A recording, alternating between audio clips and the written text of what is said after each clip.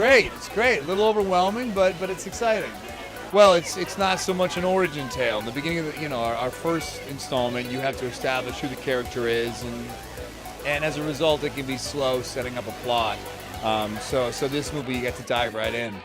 I haven't seen it yet. I waited for Paris. We got to see a little bit of Natasha's backstory in Avengers, and we'll see more of her backstory in Avengers 2.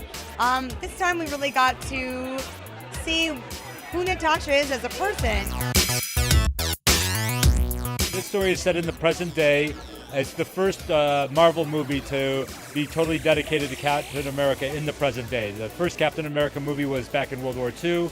The Avengers was present day, but he was part of an ensemble and didn't get to focus entirely on his character. So this movie we're very excited about because we get to tell his story finally. Yeah, it was really a function of the tone. It's based on the work by Ed Brubaker.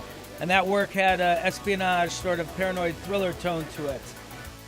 Yeah, I mean, this is Marvel. What Marvel's doing with these movies by having this sort of interconnected universe of movies is really unprecedented.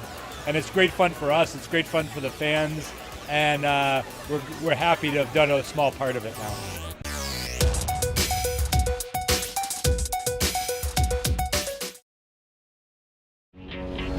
Coming up on the drop zone, Cap. You do anything fun Saturday night? Well, all the guys in my barbershop quartet are dead, so no, not really. Gear up. It's time.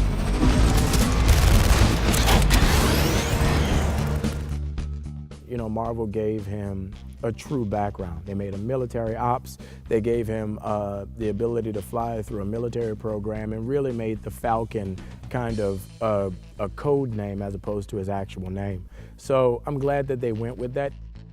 Well, with Sam, they basically connect on the idea that they were both in war and came home and dealing with the ramifications of, waking up every morning knowing that you lost a loved one, a comrade in battle. Sam works at the VA. He counsels and helps soldiers that have come back from war. And he kind of draws Cap into that. So Cap realizes that he's not out there on an island on his own. He realizes that other people have the same dreams and the same problems that he has. He's feeling pretty good about himself in the fact that he's convinced them that, superheroes can work and that, the world can be made a safer place because they're there. And he's gotten, like I said, he's convinced these guys that they can do all this stuff and get things done. But, Captain America's still not real, sure about how we run things or how Big Brother has actually come to fruition. Well, he didn't know anything about Big Brother anyway, but how the government has intruded into everyone's lives and that people's freedoms are being sort of infringed upon. So he's having his moment, so we're trying to bring him into an understanding of what's going on.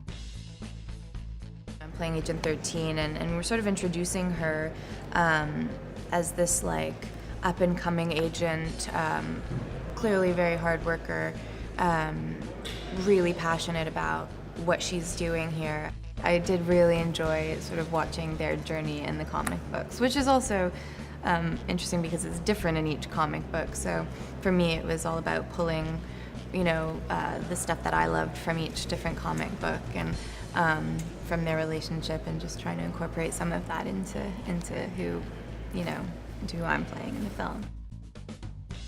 We really wanted to put Steve with some of the other S.H.I.E.L.D. characters, and Black Widow was the obvious choice. They have a great dynamic in the comic books. What time they spent together in the final battle of Avengers was very good, and they had a good rapport together. We wanted to see more of that, explore more of that. In our meetings with the Russo brothers, I was a huge fan of their work on Community, a huge fan of their work on Arrested Development, and in meeting with them, knew that they had. I had a hunch that they had it in them to really, really elevate one of our properties. They loved the idea that we were presenting to them, this 70s political thriller, the much more contemporary, much more grounded superhero story.